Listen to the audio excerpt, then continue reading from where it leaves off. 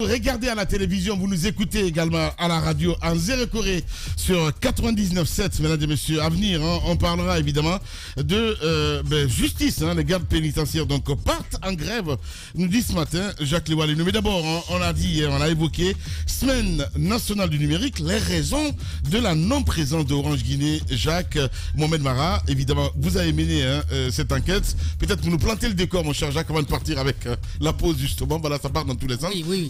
Oui, on va planter le décor. Il faut bien dire qu'en gros, il n'y avait pas de problème. Mais il a été dit dans les médias que Orange a boycotté la Semaine nationale du numérique. Donc, tout est parti de là. Et après, le directeur général de Orange Guinée a donc répondu « Non, nous n'avons pas boycotté, mais il y a plutôt quelqu'un qui n'a pas voulu que nous soyons là. » Et depuis lors, des informations plutôt superficielles ont circulé. Nous avons cherché à comprendre des deux côtés ce qui s'est réellement passé. Nous avons longuement discuté hier avec Orange. Nous avons aussi discuté avec la présidente du comité d'organisation de la Semaine nationale du numérique. Ça nous a permis... Avant les deux, on a aussi discuté avec le ministre. Donc, les vrais acteurs. Le ministre a dit que la personne qui était mieux indiquée pour répondre des questions autour de la Semaine nationale du numérique, c'était donc Madame Souaré Fatousila, que nous avons pu rencontrer et qui a donné des éléments d'information. Mais au bout, on se rend compte finalement que certainement, c'est une question d'égo. D'humeur, je dirais. C'est une question personnelle exacerbée par les problèmes d'argent. D'accord. On expliquera tout à l'heure. Ok, donc des pots de vin. Bon, pot de vin ou pas, non, il n'y a pas eu de pot de vin. Il n'y a pas eu de pot de vin. Pas peur de dire les choses. Je pose des questions, les gars. Laisse-le d'abord faire le compte rendu. Tu vas dire t'as besoin, parce qu'on n'aura pas le temps d'en parler. Mais si tu veux résumer tout ça en une phrase. Non, pas du tout. C'est une question de résumer. Non, si tu veux résumer en une phrase, c'est pas le pot de vin. C'est un autre nom que tu pourras donner, mais c'est quoi? Le département qui génère, dont le secteur génère le plus de richesse d'argent en Guinée, ce département-là ne reçoit pas d'argent ou ne bénéficie pas directement de cette manne financière. Comment faire en sorte que le ministère de contribution, comment faire en sorte que le ministère de l'argent, voilà, comment faire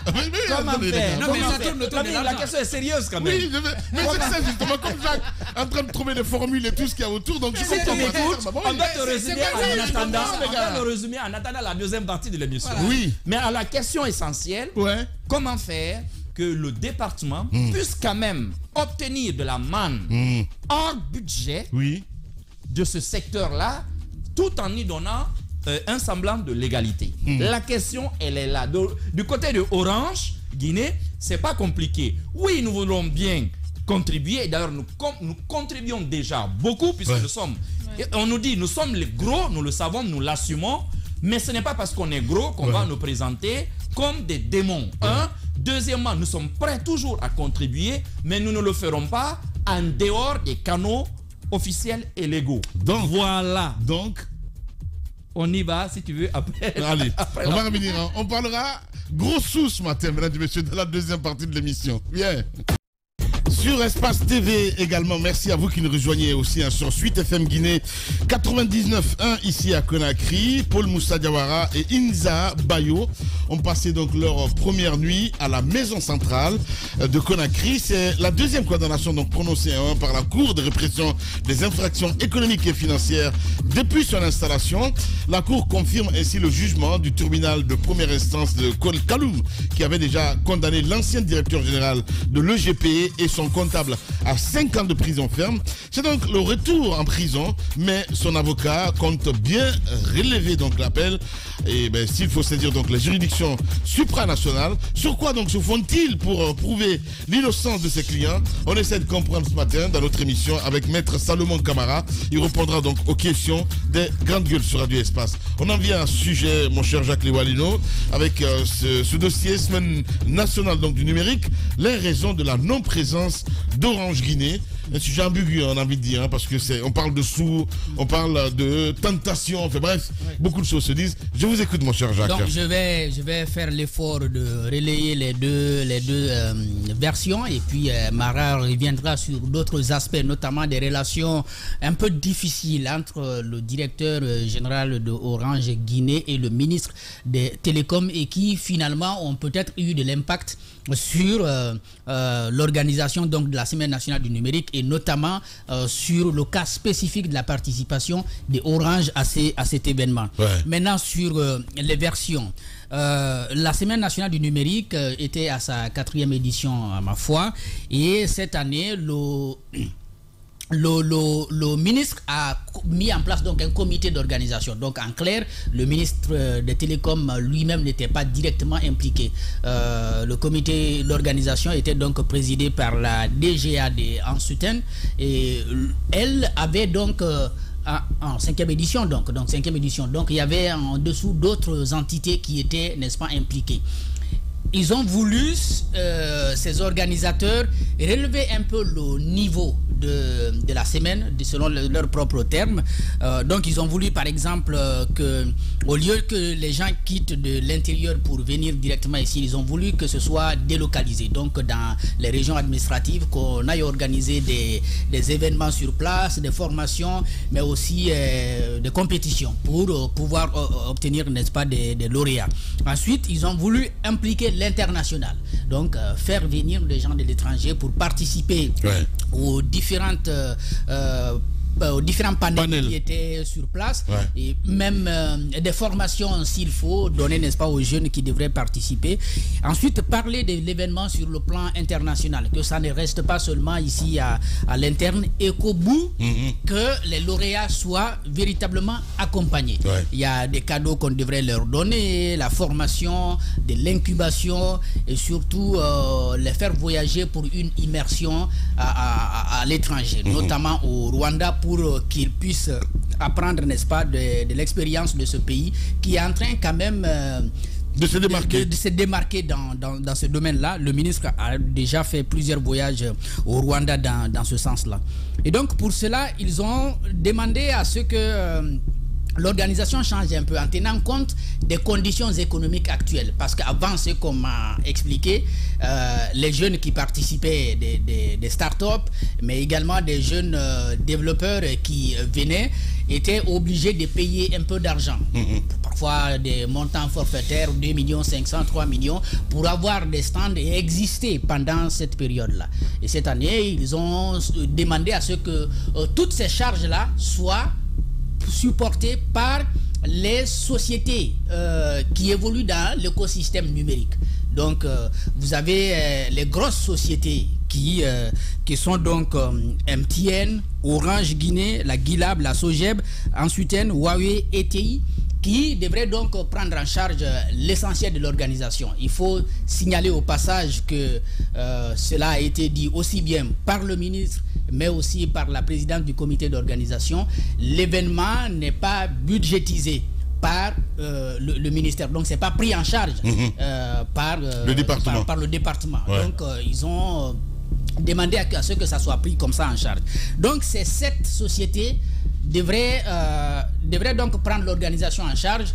Au lieu donc de proposer des sponsors, ils ont proposé ce qu'ils ont appelé des parrainages. Donc des parrainages, et donc ils ont fixé un montant. Donc c'est les fameux 1 milliard que chacun devrait payer. Donc depuis avril, ils ont envoyé les courriers aux différentes sociétés. Il y en a donc qui ont répondu très vite. J'ai pu voir par ailleurs les réactions de quelques sociétés comme MTN, comme ETI. Et chacun a pu donner, n'est-ce pas, ce qu'il voulait apporter. Donc il y en a qui n'ont pas bougé sur le montant qui leur avait été proposé. Je crois donc Orange va s'intéresser au sujet finalement en mai. On va écrire, mais on va demander, parce que déjà les informations partaient et des missions avaient été envoyées plusieurs fois du côté de l'ARPT, où siège, n'est-ce pas, le comité d'organisation de la Semaine nationale du numérique, et les missionnaires là avaient eu vent de ces fameux 1 milliard. Ils ont informé le directeur général. On a même parlé de 2 milliards à un moment. Bon, c'était 2 milliards. On a même parlé de 2 milliards au départ. C'était excessif. Voilà. Finalement, ils sont revenus à 1 milliard. Oui. Et donc, chez Orange, on va dire non, on ne peut pas aller à 1 milliard puisque les éditions précédentes, c'était 200 millions de francs guinéens pour le meilleur des packs, le pack Platinum. Le meilleur des packs, donc Platinum. Maintenant, que cette fois-ci, qu'on veuille aller pratiquement à 1 milliard, que le conseil d'administration a appelé pour dire on ne peut pas dépasser 400 millions. Donc 400 millions. Finalement, d'échange en échange, le directeur va réussir à convaincre le conseil d'administration, mais à bouger sur 2 volets. Notamment, on dit on ne va pas refuser les 1 milliard, mais on ne peut pas donner les 1 milliard en cash. On va donc aller sur... Mais c'est de la folie. On va donc... En cash. Oui, en cash, il y a un numéro de compte qui avait été mis en place. Donc un virement. Voilà, les virements devraient être faits sur n'est-ce pas, ce numéro de compte. Donc, à travers ce numéro, le comité d'organisation devrait s'occuper, n'est-ce pas, de l'organisation, des dépenses liées à l'organisation. Donc, finalement, on va dire, au lieu de payer 1 milliard en cash, donc le tout par virement, on va prendre finalement 150 millions. On va acheter des ordinateurs pour pour accompagner, n'est-ce pas, les lauréats. Donc 10 lauréats, donc 10 ordinateurs. D'abord 300 millions en cash. Les 300 millions devraient être payés en cash. Maintenant, les 150 millions en cash, dans une espèce. Oui, en cash. 300 millions. Ça veut dire par chèque. Si vous voulez par chèque, non, mais c'est mieux. Quand on dit cash, c'est-à-dire les 300 millions, l'argent peut être déposé dans un compte, dans le compte proposé par le département. Voilà.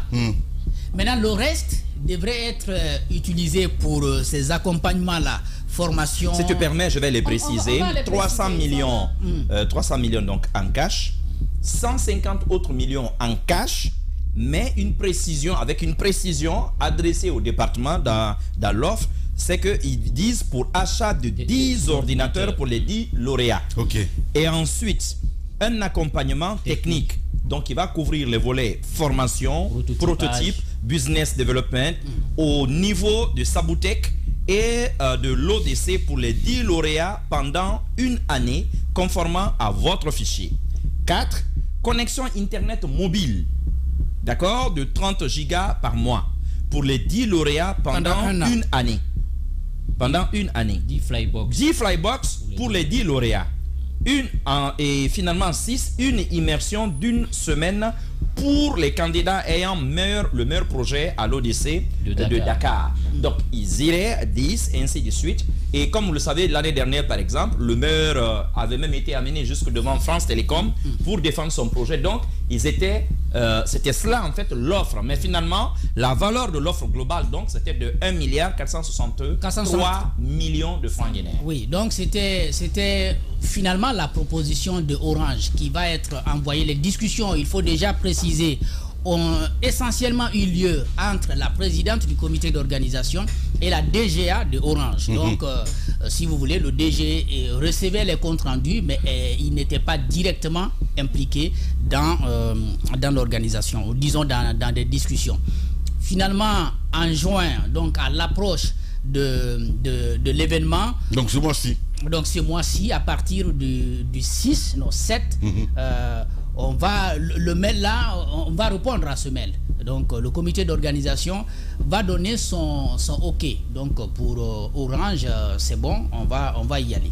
Donc finalement, on écrit du côté de Orange, indiquez-nous le numéro de compte sur lequel on va mettre le reste du montant, et puis le reste, comme on l'a dit, on le fera comme on devrait le faire. Ça, c'est la version de Orange. Donc, en réponse, il n'y a pas eu de réponse. Donc, il n'y a pas eu de réponse. On n'a pas donné le numéro de compte. On dit, attendez, jusque la veille, finalement, pour Orange, c'était d'accord. On a eu le OK. On était d'accord d'aller sur l'événement avec la proposition qui a été faite. le DG, semble-t-il, était à l'ARPT, au siège de l'ARPT, dans le bureau même du directeur de l'ARPT, pour une réunion, quand on l'appelle pour lui dire, écoutez, on vient de nous apprendre que nous ne pouvons pas nous installer. L'équipe, la logistique avait déjà été mobilisée. On leur dit non, vous ne vous installez pas. Que vous ne pouvez pas vous installer. Maintenant, donc il veut s'informer, il dit mais qu'est-ce qui se passe? Je crois même le directeur de l'OGP, de l'ARPT, va aussi se poser la même question. Mais pourquoi on vous interdirait de vous installer? Mais déjà, il y a eu beaucoup d'autres éléments qui laissaient voir se dessiner tout ceci. Mara reviendra sur les détails. Mais ce qui est sûr, et le secrétaire général du ministère des Télécoms et le ministre lui-même ont trouvé la participation de Orange minime au regard de sa grandeur, parce que la première offre même qui avait été proposée, c'était 500 millions. On a dit, mais 500 millions, c'est ce que vous proposez? Ça, ce n'est pas... c'est petit. Donc, après, on est venu maintenant à d'autres propositions. Donc, déjà, du côté de Orange, on était préparé à ce que une telle offre soit, n'est-ce pas, rejetée. Même quand on est venu finalement avec cette offre, une partie en nature et une partie en argent, donc en numéraire, ça n'a plus été accepté finalement. Donc, du côté du comité d'organisation, ce qu'on me dit, c'est que lorsque la présidente du comité d'organisation va répondre favorablement à l'offre qui lui a été présentée par Orange, quelque temps après, elle va rendre compte au comité d'organisation. Sauf que le comité d'organisation émet des réserves, dit nous sommes 7 à prendre en charge l'organisation et nous avons estimé que nous avons les mêmes capacités à pouvoir faire face à ces charges-là. On a fixé 1 milliard pour tout le monde et d'autres ont déjà payé. Et donc, si vous trouvez une dérogation pour Orange, ça va être mal perçu par d'autres entités qui sont avec nous et qui ont déjà payé.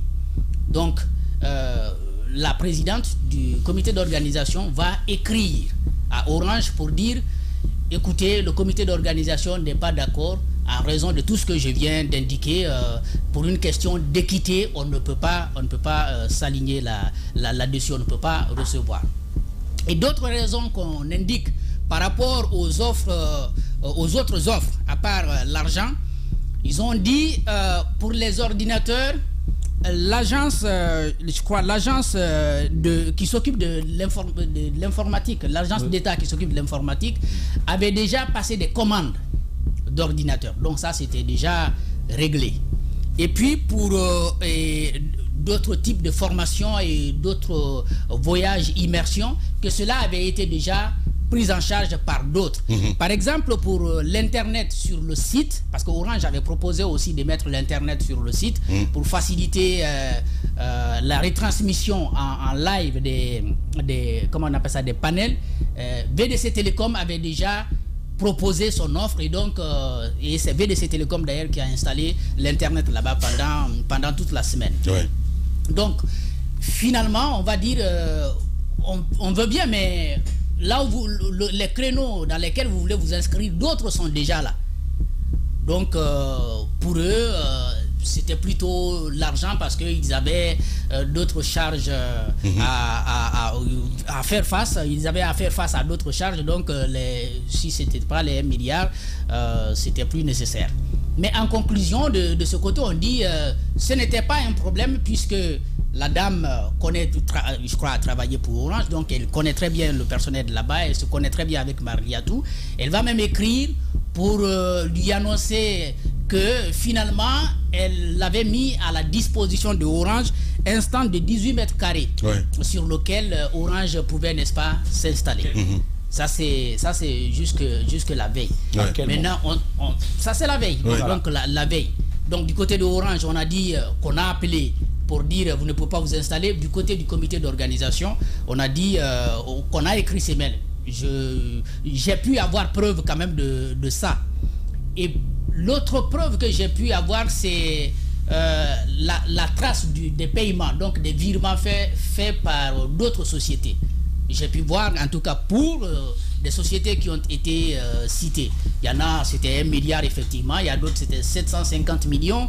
Il y en a en tout cas qui s'approchaient du milliard, qui ont payé. Et il y a d'autres qui 300, ont payé moins, 200. 300, comme Mona Technologies, Kanji Technologies, bon, Canal, eux, ils avaient pris des stands de 25 millions. Donc, il y a des sociétés comme ça qui ont payé. Ça, on a pu voir ça. Mais du côté de Orange, on a invoqué des questions de gouvernance.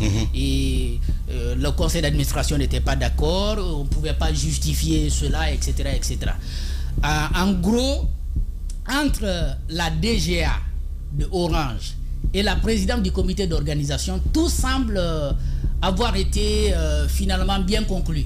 Même si finalement Orange ne s'est pas installé, on ne sait pas pour quelles raisons, parce que les raisons qui sont avancées par Orange sont rejetées de l'autre côté. Mais la bruit est venue du sommet entre le ministre Gawal et le DG d'Orange Guinée. Orange Guinée pour des antécédents, sur lesquels Mara pourra revenir. Et donc, si vous voulez, des antécédents qui ont créé des conditions de tout ce qu'on a pu voir maintenant, finalement, autour de la Semaine nationale du numérique. Orange, par ailleurs, maintient son offre. On dit, même si on n'a pas été présent, on maintient... On vous offre quand même. On offre tout ce qu'on avait prévu. Pour l'instant, du côté du comité d'organisation, on ne veut pas prendre. Donc on est à ce niveau-là. C'est une patate chaude, hein, parce que nous, j'apprends qu'il y a une affaire de gros sous, parce que le ministère aurait demandé de l'argent en cash à Orange Guinée, évidemment. Et c'est la précision d'ailleurs que je voulais avoir un petit peu pour comprendre ce qui se trame, qu'est-ce qui se passe exactement, Mohamed Mara. Peut-être que vous n'avez pas les mêmes informations. Lamine, tu veux que je dise ça en ces termes-là? Pas du tout. Pas du tout. Bon, écoute, moi je dis cash, hein, mon cher ami, hein, parce qu'on parle de cash. Nous avons quand même cherché à détricoter tout ça. Première des choses, essentiellement, de tout ce qu'on a entendu, le ministre et Orange ne se contredisent pas. Il y a eu bel et bien une offre de Orange. Contrairement à ce qu'on a dit que ça a été boycotté, nous sommes formels, ça c'est faux. Il y a eu l'offre, il y a eu l'intention manifeste de participer. Deuxième chose. Et le directeur y était d'ailleurs. Malgré cela, Orange était à la semaine. Ils sont venus au lancement et tout. Ils ont participé aux cérémonies, malgré tout. Deuxième chose. Ils ne se sont pas entendus, ils n'ont pas eu droit au stand et tout. Mais Orange a dit néanmoins, le 1,463 milliard qu'on avait proposé, nous maintenons la proposition, on vous l'offre parce que ce sont des jeunes Guinéens qui vont en bénéficier. D'accord. On vous les offre. Jusqu'à date, au niveau département, on ne veut plus en entendre parler. Troisième chose, certaines, en discutant avec le ministre, et c'est là où je me suis posé la question de savoir, mais jusqu'à présent, c'était des packs. Et même cette année, on a présenté des packs. Mais finalement, ce sont des packs ou des tickets d'entrée. Parce que c'est différent. On insiste sur le montant du milliard. Or, si c'est des packs, il suffit de dire aux clients, parce que n'oublions pas que cet événement est commercial. Évidemment. Je ne comprends pas qu'on nous dise qu'il n'est pas budgétisé. Il n'est pas budgétisé au département. J'ai du mal à comprendre ça. Vous organisez un événement comme ça qui va engloutir des milliards, mais vous dites que ce n'est pas budgétisé. Vous ne pouvez pas organiser un événement sans prévoir un budget, sans avoir un plan d'action. Comment ça va se dérouler? Et vous dites que, en fait, vous avez espoir que ce sont les participants qui vont payer. Ce n'est pas dans le budget. Quand je dis budgétisé, ce n'est pas dans le budget. Ils avaient leur budget, mais ce n'est pas dans le budget du département. Sauf que. Il y a forcément un budget. Non, il y a un budget. Il y a un budget de l'événement, mais qui n'est pas pris en charge par le département, dans le budget du département. C'est cela d'ailleurs le problème. C'est cela d'ailleurs, ça commence là le problème. Vous avez une telle activité, vous devez vous assurer pour une bonne partie du projet, tu organises des événements, tu mises sur au moins sur 50 à 60% que tu as. Les courriers ont été envoyés quand aux entreprises qui doivent donner ce en avril, à un mois et quelques. 2 mois. Vous demandez à des entités de vous donner 1 milliard. Et souvent, ça se fait une année avant. Normalement. Parce que ce n'est pas au contraire. Hier au janvier. Pourquoi j'insiste là-dessus? Quand vous dites à ces entreprises de participer, il y avait une tradition qui était là. Pendant 5 ans, pendant 4 éditions, le pack le plus cher, c'était 200 millions. Et d'ailleurs, le DG d'Orange nous a dit, moi dans ma tête, j'avais tout de suite, parce que quand j'ai entendu les premiers montants, j'ai compris que le montant allait évoluer. J'y étais préparé. Donc, dès le départ, j'ai eu 6 à 7 communications avec mon PCA, mais aussi le président du conseil du côté de Dakar, pour dire, je sais que les montants vont augmenter. Par conséquent, je vous propose de rehausser nettement. Les gens lui ont dit, le PCA lui a dit, non, attendez, quand même, il ne peut pas passer du simple au double. Parce que ça, c'est une logique, en fait. Habituellement, tu payes 200 millions, donc vous ne pouvez quand même pas vous attendre à ce qu'on dise, bon, on va doubler. Mais puis, on avait même multiplié par 10, parce qu'on est allé au départ jusqu'à demander 2 milliards. Mais quand vous le dites à des entreprises qui ont leur budget ficelé, déjà depuis décembre, ils sont au beau milieu de leur exercice budgétaire. On est au milieu là. Vous leur dites ça. Ce qui nous a étonné, Jacques et moi, on a posé la question. À Orange, on nous a dit, pour vous dire la vérité, nous pouvons payer. Ça ne nous pose pas de problème. Mais le timing et le fait que ce soit imposé de cette manière nous crée quand même des soucis, parce que nous, lorsque les auditeurs vont arriver de Paris, ils vont passer 3 semaines, on va devoir s'expliquer sur chaque sou qui a été donné gratuitement. Et si c'est mal fait, c'est nous qui allons payer. Donc, c'est des choses, vous informez. Des organisations comme ça, c'est des mois et des mois, voire 1 an à l'avance, les gens sont prévenus. Ça, c'est le deuxième niveau. Vous me dites, vous prévoyez l'événement, mais ce n'est pas dans votre budget. Vous attendez à ce que des gens viennent financer ça. J'ai dit, est-ce que c'est un ticket d'entrée? Parce que si c'est le ticket d'entrée, dans ce cas, le même montant, dans des courriers avec des précisions, aurait dû être adressé à tout le monde. Voici le ticket d'entrée. Si ce n'est pas ça, vous n'y allez pas. Sauf que, Jacques l'a dit, certains ont payé et d'autres ont payé nettement moins. Là aussi, on a ces traces. D'autres ont payé nettement moins. Hier matin, j'avais discuté avec plusieurs entreprises. Nettement moins. Alors, tel sur ce que j'ai envie de dire, et quelque chose quand même m'a un peu heurté dans cette histoire. Le ministère, on dit souvent ministère de tutelle, mais je crois même que le terme est galvaudé là. Vous avez affaire à des entreprises commerciales. C'est le ministère qui gère le secteur. Mais le ministère n'est pas l'autorité du tutelle des entreprises en question. Attention, c'est l'ARPT légalement. C'est l'ARPT. Ça, il ne faut pas l'oublier, c'est l'ARPT devant laquelle ces entités-là répondent. Et ce sont des entreprises commerciales. Quand vous avez un événement, on en a tous organisé, qu'est-ce que tu fais? Tu veux vendre ton événement, mais tu essayes de convaincre le client potentiel de ce que ton événement peut lui apporter en termes de visibilité. Évidemment. Mais au lieu de passer par là, vous faites une imposition. Ça, c'était 3. Quatrièmement, ce qui nous a quand même heurté, ce sont des propos qu'on a entendus, notamment des échanges entre le DG et le ministre. Des appels directs de la part du ministre. Les appels et les propos dont on a entendu certaines brides ne sont ni amicales, ni courtoises. Parce que c'est des propos que moi, 10 ans je travaille avec toi, tu ne m'as jamais adressé.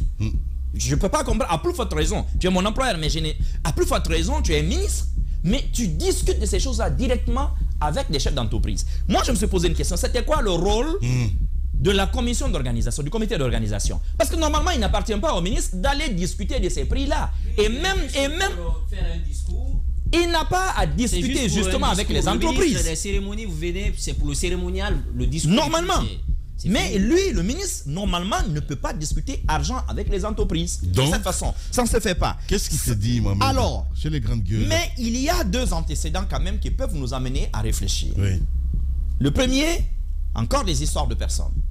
Orange, il vous souviendra, il y a quelques mois, avait organisé ces fameuses, bon, je n'appelle pas ça porte ouverte, le salon de l'innovation. Tu te souviens de leur événement, le salon de l'innovation?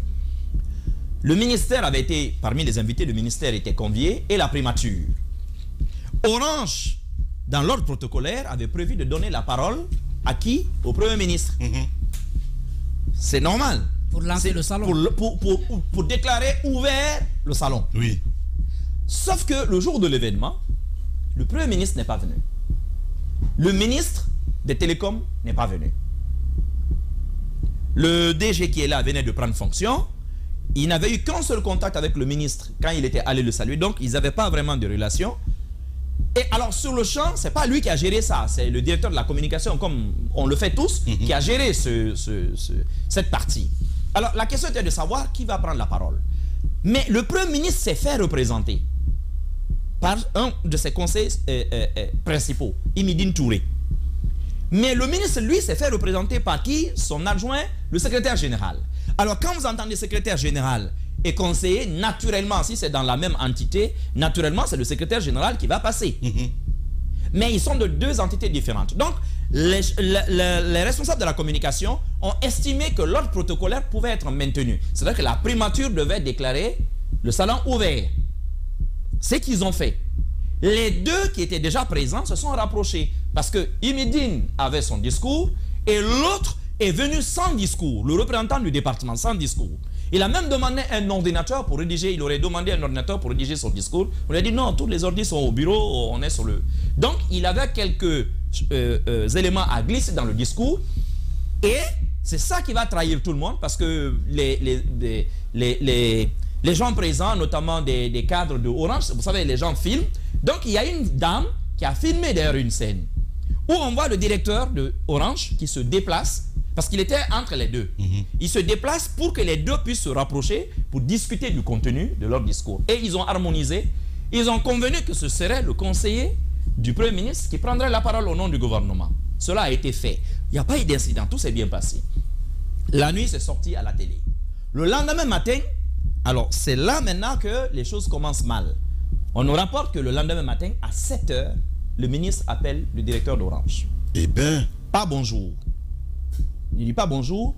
Il dit, bon, en des termes qu'on nous a dit, mais que je n'ai pas envie de répéter comme ça, mais en clair, ce que tu as fait hier, ce que vous avez fait, il dit, non, il dit d'ailleurs, je veux te dire simplement ceci, ne m'invite plus jamais à un événement d'Orange. Wow. Tu ne peux pas m'inviter et tu refuses de me donner la parole. Un. Et deuxièmement, ce que tu as fait, que ce soit la première et la dernière fois. Pour résumer. Alors, le monsieur sur qui il est tombé était surpris, c'était très tôt le matin. Tente de l'écouter, de lui expliquer, il n'y entend pas raison. Il dit, mais ça ne s'est pas passé comme ça. Il veut lui expliquer, non. Le ministre lui parle, il dit clairement, il m'a crié dessus, il a raccroché. Le ministre a raccroché, il est parti. Alors le monsieur qui n'avait pas tout compris, donc rappelle ses services pour dire mais qu'est-ce qui s'est passé? Parce que moi je n'ai pas vu d'incident. Donc les gens s'expliquent de fil en aiguille, on se rend compte de ce qui s'est produit. Mais heureusement quelqu'un avait même filmé. Cela a été envoyé. Donc le monsieur a tenté 2 jours d'appeler le ministre qui refusait de décrocher, il refoulait les appels. Il a pris le soin de lui écrire intégralement pour sa défense, pour lui expliquer. Et il lui a même envoyé la vidéo pour dire non, ça ne s'est pas produit comme ça. Votre représentant n'était pas exilé à un bout de la salle, voici ce qui s'est passé. Donc apparemment le ministre a pu comprendre, mais il n'y a pas eu d'excuses ou quoi que ce soit. D'ailleurs Orange avait 2 autres événements après, le lancement, vous savez, de leur siège à Coloma, vous vous rappelez, il y a quelques mois, oui. Mais aussi l'inauguration de leur centre technique, Digital Center de formation pour les jeunes à Ratoma. Ils ont invité le ministre. Le ministre est venu avec le ministre de l'Habitat, qui est maintenant le chef d'état-major général des armées. Ils ont fait les 2 événements, donc ils pensaient que c'était fini. Mais là, un premier incident. Le deuxième maintenant, qui devient sérieux, c'est qu'après, je l'ai dit tout à l'heure, à mon avis, c'est là peut-être l'explication. Oui. Le ministère dit, je veux que la GILAB, désormais, trouve une ligne pour financer le département. Et vous savez, quand on dit GILAB, c'est une entité où l'État est présent, mais tout comme les autres acteurs. Certes, l'État est l'actionnaire majoritaire, vous savez, à 51%, mais Orange vient comme 2e actionnaire avec 25%. Oui. Maintenant, il y a tout le reste avec les autres sociétés de téléphonie. Alors, une telle entité, le département dit, bon, il y a beaucoup d'argent, disons, qui est généré, mais nous, on ne bénéficie pas de ça, on veut une ligne. Donc, dans les réunions, et c'est là, ils sont mordicus là-dessus, Orange a dit ça, nous ne pouvons pas le faire. Parce que ça ne relève de rien. Il n'y a pas d'explication, on ne sait pas. Parce que quand on dit taxe ou loi, vous savez, c'est créé par une loi. Il faut que l'Assemblée nationale vote. S'il n'y a pas de ligne, nous, on est une entreprise, on ne peut pas sortir cet argent. On ne peut pas. On est tous là-dedans, on ne peut pas le faire. Donc, apparemment, les discussions auraient été très houleuses autour de cette histoire. Mais Orange a dit, nous n'entrons pas là-dedans, nous ne versons pas un copec. Si vous pouvez trouver quelque chose, notamment lié peut-être à la RSE, on verra comment aider. Mais finalement, apparemment, à la Guilab, on aurait trouvé une parade pour que désormais, quand même, il y ait une ligne où l'argent arrive au département.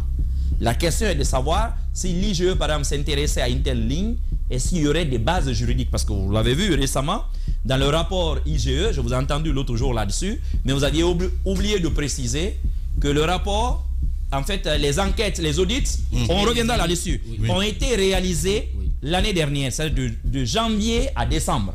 Mais les rapports ne portent pas sur l'année 2022. Attention. Bien. Ce que vous avez lu, lisez très bien. Il y a des rapports même qui remontent sur des exercices comme 2016 de plusieurs entités. Donc, c'est même pas l'année écoulée qui a été auditée là. C'est les années précédentes. À l'heure où je vous parle, les enquêteurs, les auditeurs sont dans les différentes entités publiques en train d'auditer pour le cours de l'année 2022, à l'heure où je vous parle. Donc, le problème est là. Et depuis cette histoire, on nous a rapporté quand même pas mal d'incidents. On ne fume pas vraiment le calumet de la paix avec Orange.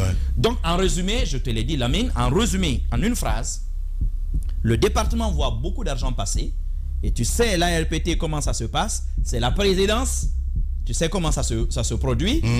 Le département voit l'argent passer, rien n'arrive. On dit, bon, il faut trouver des couloirs pour que nous aussi, on puisse quand même recevoir de la fraîcheur de ce long fleuve qui passe sous notre nez.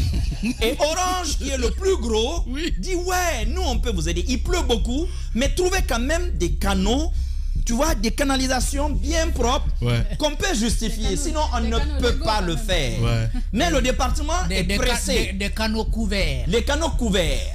Mais le département dit, nous, nos canaux, si vous ne le faites pas, on va prendre la daba et on va percer à la manière de petits groupuscules nigériens. On va percer vos pipelines, on va récupérer le pétrole quand même en chemin. Voilà, à mon avis, le gros problème. Est-ce qu'il y a eu boycott comme ce qui a été dit? Dans toutes les explications, nous avons le sentiment quand même que non, il n'y avait pas eu de boycott. Mais est-ce qu'il y a des problèmes de sous et de personnes? C'est clair qu'il y a des problèmes de personnes. Voilà, Mohamed Mara. Voici donc notre enquête. Oui, sur Espace TV, mon cher Diba, Madame Hiro, on a écouté cette enquête. On va revenir peut-être un peu plus tard pour le commentaire. Allez-y, Diba. Oui, justement, par rapport un peu à ce qu'il vient de dire, c'est la même chose aujourd'hui qui est en train de s'étendre un peu sur cette connexion illimitée de déploiement, parce que vous imaginez, l'activité a été arrêtée.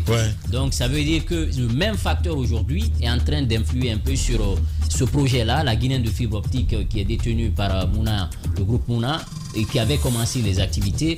On l'a dit, c'est vrai qu'il y a une volonté de faire les choses, mais il ne faudrait pas profiter de cette situation pour régler des comptes. Et sur le sponsoring, ce que moi j'ai vu, c'est du jamais vu, Lamine. Je fais des événements, on me demande 2 milliards que pour le platinium, on demande 1 milliard pour le sponsoring en or, on demande 500 millions pour l'argent, et 250 millions pour ils étaient revenus à 1 milliard maintenant. Voilà, ils sont revenus à 1 milliard et l'espace 20 places pour disons les 2 milliards, 52 mètres carrés, 30 mètres carrés, 10 places pour 1 milliard, 20 mètres carrés pour 6 places pour les 500 millions et 10 mètres carrés pour 3 places pour les 250 millions, ce qui a été corrigé après. Mais c'est pas obligatoire, c'est un sponsoring. Ce n'est jamais obligatoire. C'est ce qui a été dit d'ailleurs. Et s'il ne prend pas un pack, vous lui proposez un autre pack. Un autre pack, c'est ce qui se fait. Nous organisons des projets, nous savons que pertinemment, quand vous proposez ça à un sponsor, c'est à lui de voir est-ce que j'ai un besoin en termes de communication de me positionner sur cet espace. Non.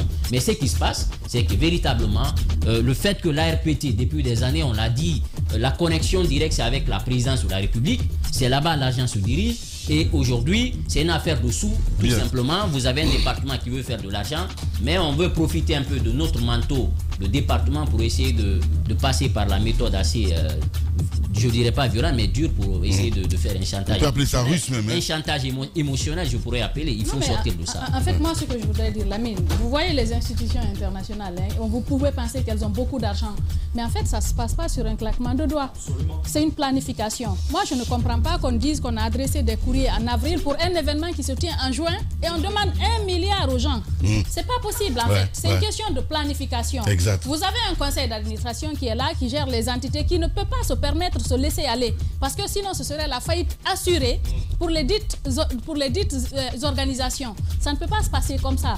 Et puis, ça peut même être un détournement. Ça peut être si on accepte cela, une personne, par exemple, qui n'est pas honnête peut être à la tête de cette structure, être de connivence avec de présumés cadres d'un département ministériel et détourner de l'argent de l'entité.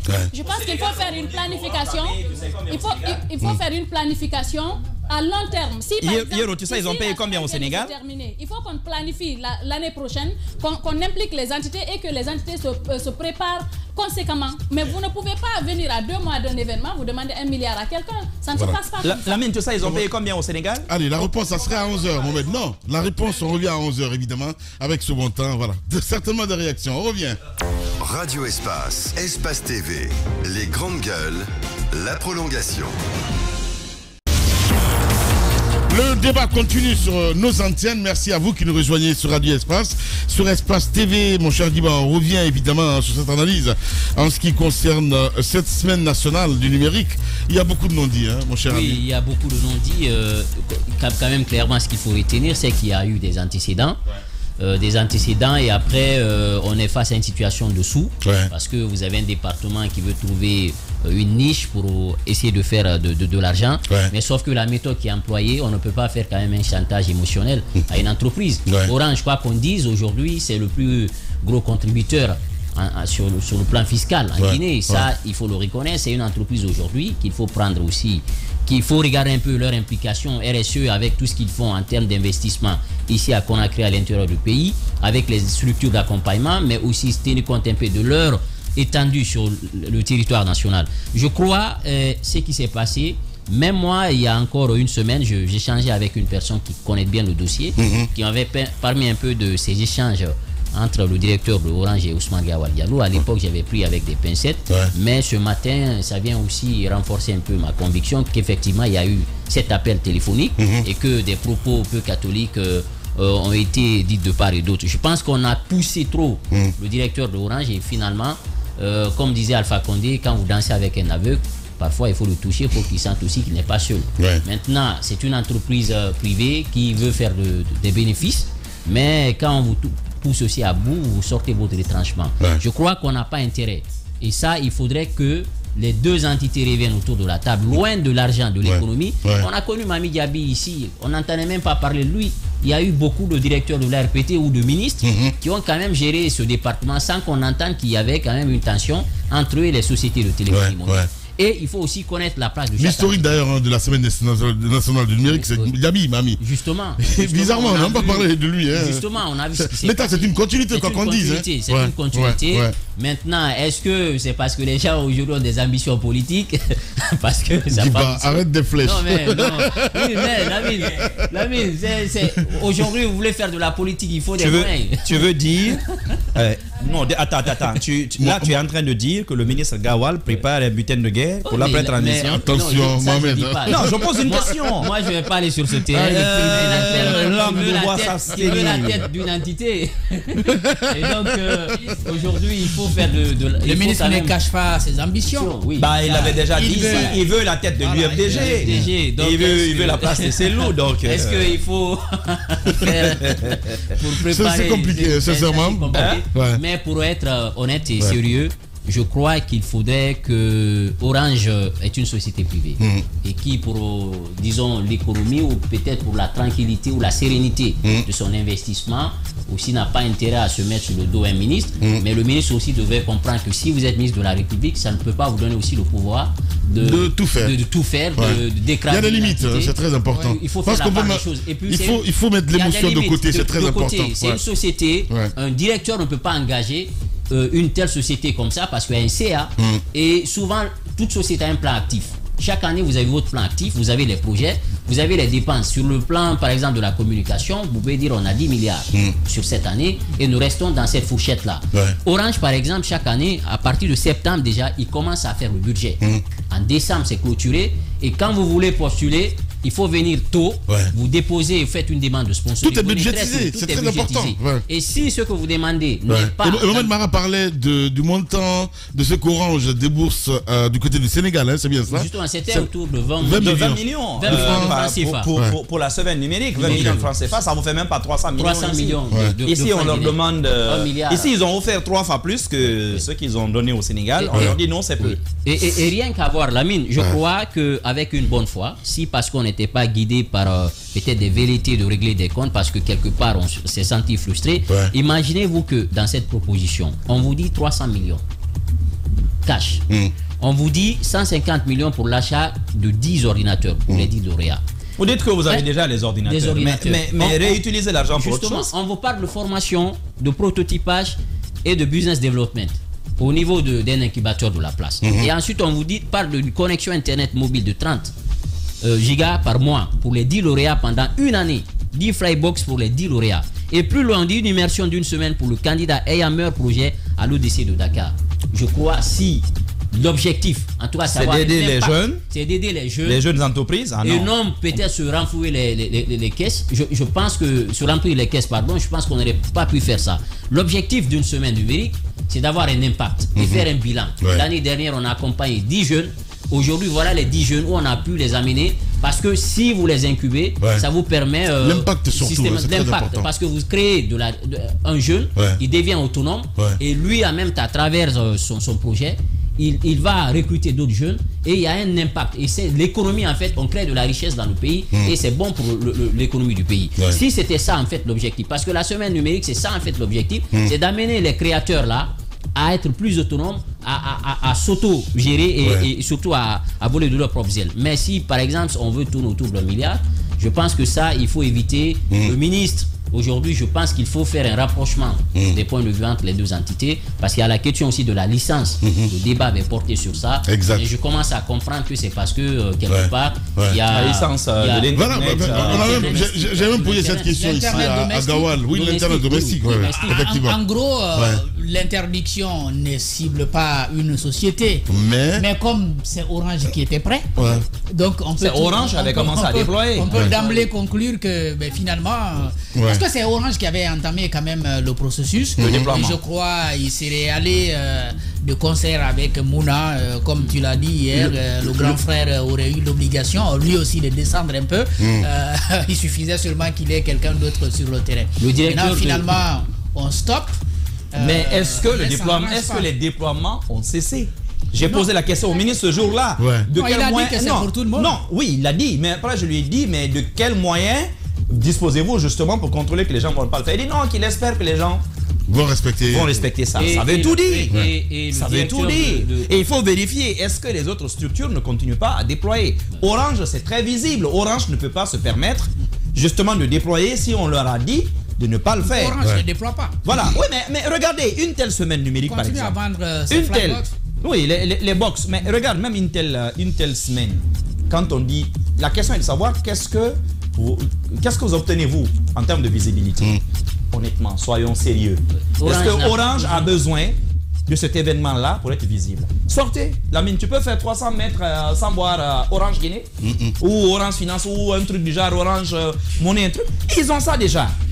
Moi, d'ailleurs, pour rigoler, je dis, Orange, 1,4 milliard et rajoutez ça à ce que vous nous donnez, nous, ici par an. On va vous donner une telle visibilité que vous-même vous allez dire, mais finalement, écoutez, on voit nos fonds de culottes, quoi. Aujourd'hui, en fait, Orange est conscient d'une chose, c'est sa communication. En fait, c'est pas le logo qu'ils ont besoin de mettre en avant aujourd'hui. Ils ont dépassé ce stade-là. Ce n'est plus une communication autour. Ce n'est plus l'image. Ce n'est plus l'image. L'identité visuelle, c'est fini. Ils ont dépassé ça. Puisque même une révolution commence par une identité visuelle. À la fois commencer par un logo. C'est ce que vous mettez en avant. Ils n'ont plus besoin de ça. Aujourd'hui, leur communication, c'est autour des ressentis de la clientèle. Exact. qu'est-ce que la clientèle nous reproche, c'est quoi les problèmes, c'est quoi un peu parfois ce désamour. C'est ça la communication dont Orange a besoin aujourd'hui. Est-ce que c'était en allant à la Semaine nationale du numérique qu'ils allaient avoir ça? Je ne pense pas, parce que le public cible n'est pas le même et ce n'est pas une communication à froid qui peut résoudre ce problème. Je pense que ce qu'ils faisaient, c'était juste pour aider et en termes de sponsoring, on n'oblige pas. C'est quand on appelle ça les responsabilités sociétales. Voilà, sociétales. Donc c'est les RSE et c'est ce qu'ils ont fait. Et c'est ce qu'ils font. D'ailleurs, la fondation Orange Guinée, c'est 10 milliards chaque année. Redistribués pour tous ceux qui sont pour tous les projets éligibles. Au même moment d'ailleurs où ça chauffe là-bas, vous avez vu hier, ils ont signé un partenariat. Je ne sais pas s'ils l'ont signé hier, mais j'ai vu l'article hier avec le département de Île-de-Sang. Ah d'accord. Oui, ils arrivent là-bas en force. Avant-hier, j'ai vu qu'ils sont allés sur 2 autres événements. Ça veut dire que le problème, ce n'est pas forcément un problème de sous. Je pense que le département de Postes et Télécom a été un peu versatile dans cette histoire. Je pense que le ministre s'est montré un peu irritable dans cette histoire-là. Encore une fois, je veux rappeler et je vais terminer là-dessus. L'État, face aux entreprises, qu'elles soient guinéennes ou étrangères, doit se comporter en partenaire. Et quand on dit partenaire, certes, on n'est pas... c'est l'État qui contrôle tout, mais dans un partenariat, il faudrait que ce soit gagnant-gagnant. Il faudrait du respect et il faudrait une certaine égalité. Vous ne pouvez pas appeler des directeurs d'entité, des gens qui sont dans le privé, leur parler comme on a appris que le ministre a parlé 1 fois, 2 fois, 3 fois au directeur d'Orange Guinée. Tu le sais, moi je ne loupe pas une occasion d'égratigner Orange Guinée. Hier, quand le DG m'a vu, tu te rappelles la seule chose dont il s'est Les grandes gueules. Il dit, c'est pas toi qui as dit que... C'est pas toi qui souhaitais qu'un plus gros vienne nous casser la gueule. C'est comme ça il a dit. Les grandes gueules. De moi. Parce que c'est vrai, je l'ai toujours. J'ai dit, mais monsieur le DG, vous savez, c'est ça mon souhait, qu'il y ait de la concurrence. Parce qu'à la fin, c'est le consommateur qui gagne. Il dit, non, là-dessus, on est totalement d'accord. Mais là-dessus, sur cette histoire... Je pense que c'est profond. Le ministre doit changer. Et puis c'est étonnant. Lamine, tu te rappelles, à chaque fois que le ministre Gawal est passé dans ce studio et qu'on a évoqué la question de Orange, en remontant les ressentis des populations sur les coûts d'Internet, et puis la gestion même de cet Internet-là, les débits qui sont envoyés, tout ça aux populations, il a pris la défense de Orange. Donc, je n'ai pas compris que sur la Semaine nationale du numérique, qu'on puisse comprendre à quel niveau il y avait, je ne dirais pas de l'inimitié, mais de mésentente avec la direction. Allez-y, madame, pour clore, parce que on nous rappelle qu'il y a l'ancien DG de la RPT, par exemple, on reprocherait à ce DG d'être très proche de Orange Guinée, entre autres. Il y a l'amalgame. C'est le ministre qui reprocherait plutôt au DG actuel d'Orange d'être proche de l'ancien DG de la RPT. Vous savez, il y avait un conflit qui était connu. Et lui, d'après ce qu'on apprend, il estimait que peut-être Orange penchait plutôt du côté du DG de l'ARPT. Sauf qu'à Orange Guinée, eux, ils estiment qu'ils n'avaient pas à prendre parti parce que pour eux, leur autorité de tutelle, c'est quand même l'ARPT. L'ARPT, évidemment. Parce que quand on sait aussi que Sokra, à un moment donné, il a travaillé à Orange, il a travaillé aussi à MTN, il faut le rappeler. Allez-y, madame. Oui, il a ses entrées. Au niveau du département qui s'est chargé de l'organisation de cet événement, a travaillé à Orange Guinée. Je pense qu'il faut se départir des débats de personnes. Il faut se départir de l'improvisation. Quand vous êtes à la tête d'une telle structure, peut-être qu'avec certaines entités, ça peut marcher. L'improvisation à 2 mois, vous demandez à ce qu'on vous donne un si gros montant et qu'il le fasse sans qu'il n'y ait des problèmes. Mais dans les entités sérieuses, ça ne se passe pas comme ça. Du tout. Ça ne se passe pas comme ça. Il faut une préparation au moins 1 année à l'avance. C'est pour cela que j'interpelle le département. Je leur demande de faire un plan d'action. Dès qu'ils sortent de l'organisation de cette semaine, qu'ils se mettent immédiatement à la tâche, automatiquement. Pour la 7e édition, 6e édition maintenant. Pour la 6e édition, qu'ils fassent un plan d'action, qu'ils adressent des courriers aux différentes entités pour que ces entités puissent se préparer conséquemment. Qu'on sache par exemple qu'en 2024, qu'on aura besoin de tel par rapport à telle entité. Je pense qu'il y aura moins de problèmes par rapport à ça. Les gens vont se préparer. Et puis qu'on sache que, en fait, ça se passe dans beaucoup de structures, les organisations de la société civile et tout. On peut vous donner un financement, mais on vous dit que tel montant va servir à ça, à la formation, à l'achat d'ordinateurs, à l'achat d'équipements. Je le dis en tant qu'activiste de la société civile, on a bénéficié de subventions. On vous le dit carrément. Et ce qu'on fait, on vient parfois dans votre structure pour vérifier effectivement est-ce que vous avez acheté des ordinateurs, est-ce que vous avez renforcé les capacités du personnel, ainsi de suite. C'est pour cela que moi je suis étonnée parce que c'est quand même 1 milliard en quelque sorte à un moment donné qui a été déposé, mais Orange a proposé plus d'1 milliard, plus d'1 milliard quand on évalue les offres qui ont été faites. J'appelle le département franchement à travailler de façon professionnelle, à faire des propositions une année à l'avance. Comme cela, on peut éviter des... Parce qu'on ne peut pas comprendre qu'on dise que le département a travaillé, il y a un budget, mais que tout repose sur les entités extérieures. Ça peut arriver, mais préparez, faites le travail bien longtemps en amont pour que les gens soient conséquemment préparés. Voilà, c'est bien dit, Moussa Yoruba. Allez, dans un instant, d'autres dossiers.